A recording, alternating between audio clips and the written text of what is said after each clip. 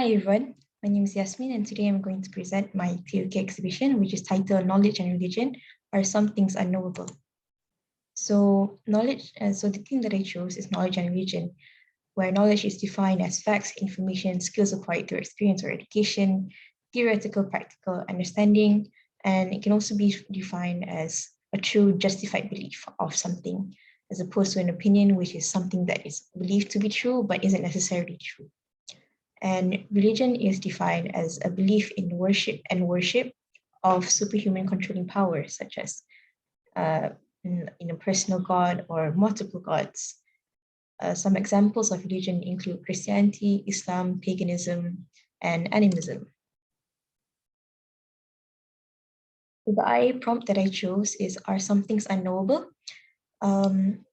So when talking about unknowable things, an easy definition is something that is not able, you cannot obtain knowledge of the certain thing. So it relates to limitations of knowledge, such as one, lost information. As an example, maybe an old language that nobody speaks anymore, or maybe a thought that you did not write down and now you have forgotten. The second type would be unfalsified theories. Unfalsifiable theories are things that you cannot prove to be false. As an example, if somebody were to believe that there is a God, you cannot prove that there is no God. So that makes the statement that there is a God an unfalsifiable theory, because you will also, in the same way you cannot prove there is a God, you also cannot prove that there isn't a God. And the third one would be sensory limitations. As an example, maybe there are some things such as electromagnetic forces that humans cannot sense themselves, because we do not have the correct equipment or organs to do it. And the last one would be cognitive limitations, which are things that are not imaginable, such as life after death, or the possibility that life is a simulation and we're just living in it. So the first object I chose is the Bible. The Bible is a collection of religious texts or scriptures sacred in Christianity, Judaism, and in other religions. So the Bible is a form of anthology, which is compiled of many different types of scriptures put into a single scripture, where we can call it the Bible. And it's originally written in Hebrew, Aramaic, and Koine Greek. So the Bible is also used as a main reference text for Christians and also other Abrahamic religions, which are based on Jesus Christ in Nazareth, Israel. So, and talking about the languages that the Bible was written in, one of the languages, which is Koine Greek, is an obsolete language, meaning that there are no living speakers of the language. And the only way people have been referring to the Bible is through translations of the original text in different languages. So does this make the knowledge in the knowledge that was written in Koine Greek unknowable? So if you were to think about it, if something were to translate it into a different language, there will be some contexts and some nuances that cannot be picked up by the second language. So are those nuances and differences, and in some cases, maybe different types of rules and understandings lost in translation? And does this make the Bible in some ways unknowable? The second object is the circle of life, or more specifically, the Tibetan artwork of the circle of life in Buddhism. So in Buddhism, Buddhists believe in karma, which literally means action or doing.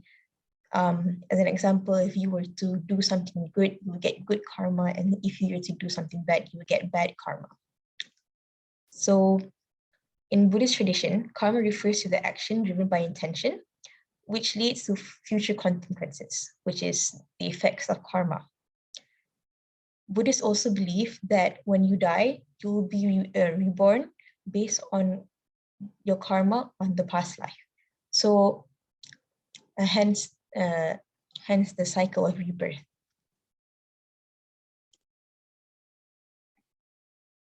In relation to the prompt, this shows that there are some things that are unknowable because we cannot prove that rebirth is real and we cannot prove that rebirth isn't real.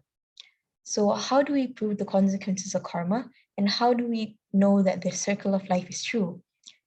Does this make the circle of life unknowable?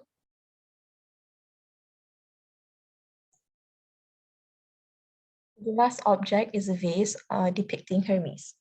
The object is a vase which shows Hermes sitting on a rock, preparing to lead a dead soul to the underworld.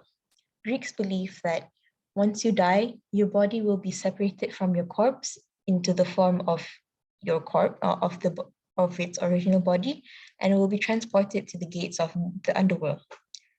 Good people and bad people would later separate to their respective groups and will be taken to different parts of the underworld. But because of our cognitive abilities, which is the ability to imagine things, we cannot prove that life after death is real. We cannot think of what will happen, of what it will be like after death, because in the best case scenario, we don't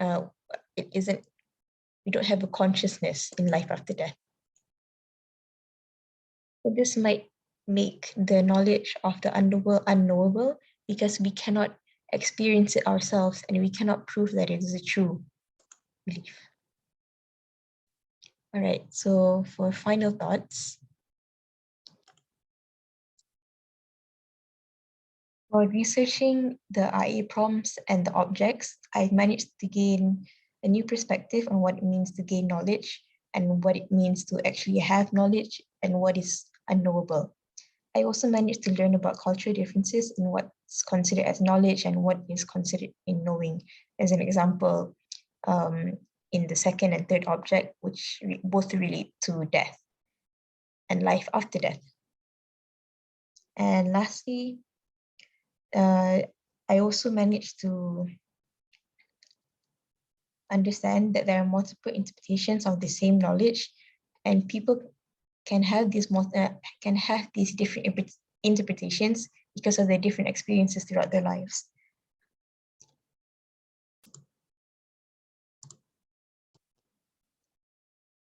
And finally, I've also learned my responsibility as a knower and what I should do with that knowledge. I think that's all from me. Thank you.